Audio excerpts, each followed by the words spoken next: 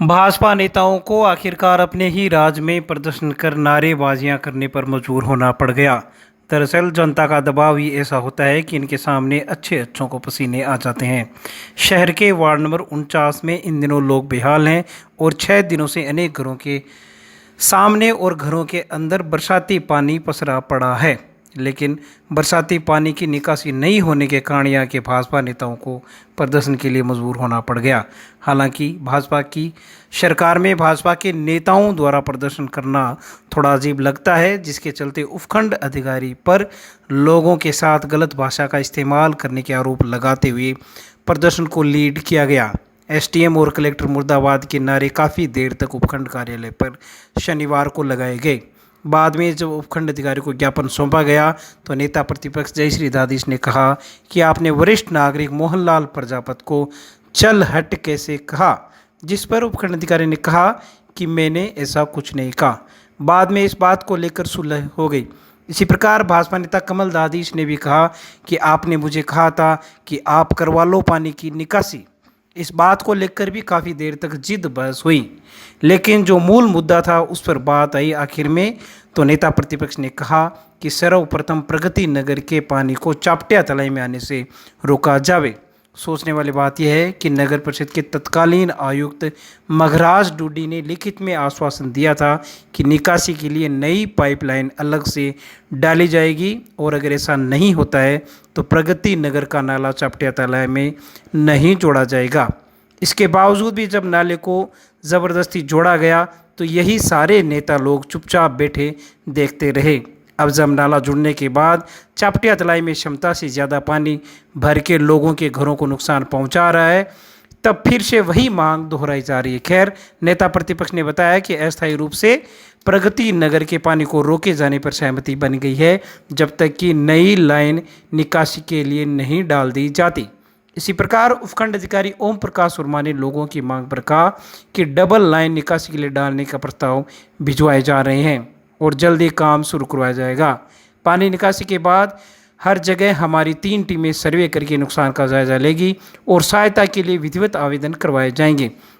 प्रदर्शन के दौरान उपनेता प्रतिपक्ष रिचपाल बिजानिया, पार्षद पुरुषोत्तम शर्मा, दीनदयाल पारिक, सुरेंद्र प्रजापत, राजकुमार प्रजापत, सुभाष बेदी, विनोद प्रजापत सहित अनेक लोग मौजूद रहे। उपखंड अधिकारियों को अपनी व्यथा सुनाते सुनाते कई महिलाएं रोने लगी, बिलखने लगीं, जिससे आम जनता इस मामले की संवेदनशीलता को समझ सकती है कि लोगों की क्या दुर्दशा हो रही है। प्रदर्शन के दौरान अधिकारियों के खिलाफ नारेबाजी की गई। आपको बता दें 6 दिन का समय बीत गया है। दूलियाबास में पंप हाउस की मूल मोटर है वो चालू नहीं हो पाई है। बाहर की तरफ लगने वाले पीटीओ से कितना पानी निकास हो सकता है यह समझने में ज़्यादा देर नहीं लगती। पानी निकासी में समय लगने का यह मुख्य कारण बनकर सामने आ रहा है। दूसरी ओर दिन में सांसद राहुल कसवा का घेराव हुआ, लोगों ने उनको खरी खोटी सुनाई, अधिकारियों के साथ मीटिंग हुई और जल भराव क्षेत्रों का निरीक्षण सांसद और विधायक द्वारा किया गया, जिसके बाद सांसद ने चूरू जिला कलेक्टर को निरीक्षण के निर्देश दे दिए। शाम होते होते शनिवार को जिला कलेक्टर भी जल भराव वाले क्षेत्रों पर पधार गए और अनेक नेताओं का लवाजमा भी उनके साथ नजर आया, ताकि नेताओं का डैमेज कंट्रोल वोट को लेकर जनता के बीच में हो सके। नेता भी आए, अधिकारी भी आए और सब चले भी गए। जनता के जीवन में क्या परिवर्तन होगा, क्या फ़र्क होगा, ये भविष्य जानता है। इधर आसमान में बादल मंडरा रहे हैं तो लोगों के हृदय की धड़कन भी बढ़ती नज़र आ रही है। लेकिन अब जो लोग 12 इंच की पाइपलाइनों की स्वीकृतियाँ निकासी के लिए किए जाने की प्रक्रिया शुरू करने की बात कर रहे हैं, वो काम 6 महीने पहले ही हो जाना चाहिए था। लेकिन किसी ने सच ही कहा है कि अगर समस्याएं पैदा नहीं होंगी तो वाद प्रतिवाद और वोट की सियासत कैसे गर्म होगी। जगह जगह जल भराव की जो समस्या हुई है उसके लिए आज सुजानगढ़ वासी सब एक होकर यहाँ पर एसडीएम साहब के पास आए हैं और सुजानगढ़ की जो विभिन्न तलाइयाँ हैं, चापटिया तलाई, दुलिया तलाई, नाथो तालाब आदि इत्यादि जो भी हैं, उन सभी से जल निकासी की उचित स्थायी व्यवस्था करवाने की मांग की हमने और इसी संदर्भ में हमें ये लिखित में आश्वासन ये दिया गया है।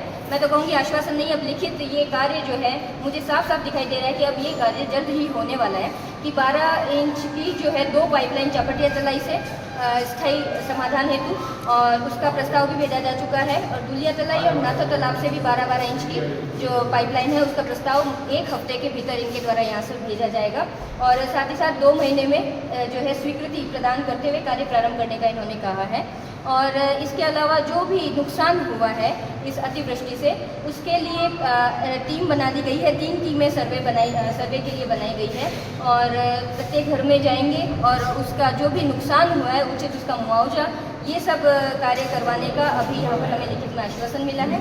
साथ ही साथ जो बिना सोचे समझे प्रगति नगर से नाला जोड़ दिया गया था, बिना आगे जल निकासी की उचित व्यवस्था किए बिना, जिसकी वजह से आज ये बाढ़ की स्थिति बन गई है उजलाईबास में, तो उसके लिए जब तक स्थायी समाधान नहीं हो जाता तब तक प्रगति नगर का नाला एक बार अस्थायी रूप से बंद किया जाएगा। उसकी दूसरी व्यवस्था करवाई जा रही है। हमारे सुजानगढ़ में 260 mm करीब बारिश हुई थी और कई बस्तियों में पानी भरा था। 2-3 बस्तियों में पानी हमने निकाल भी दिया है। अभी भी 3 बस्तियों में पानी भरा हुआ है, 3 गरनानियों में। हमें पूरे संसाधन लगा दिए हमने, और भी जैसे जैसे मिल रहे हैं हम लगा रहे हैं। और कोशिश संभव ये है कि आज या कल में पानी का जल स्तर नीचे आ जाएगा, कम से कम घरों में पानी नहीं रहे, तो ये हम कोशिश कर रहे हैं। पूरे संसाधन जिले से मंगा के लगाए हैं। 3 तलाइयों में पानी है, एक मोटर आज और लग जाएगी, उससे पूरा फर्क पड़ जाएगा। प्रशासन पूरी तरह से मुस्तैद है, हम लोगों की सुन भी रहे हैं। उनको अगर और कोई दिक्कत है कोई रहने की, वो भी हम उसको विस्थापित कर रहे हैं। और हम लोगों से भी अपील करते हैं कि लोग इस मुश्किल घड़ी में धैर्य बनाए रखें और प्रशासन का साथ दें, हम उनके साथ हैं। एफसीआई गोदाम में सर अभी तक पानी भरा है, कब तक संभावना है? हाँ, उसका भी आज शाम तक के जो नीचे का लेवल है, मतलब जाने लायक, गोडाउन के अंदर जाने लायक हो जाएगा, ऐसी संभावना। हमने पूरे पंप लगा रहे हैं।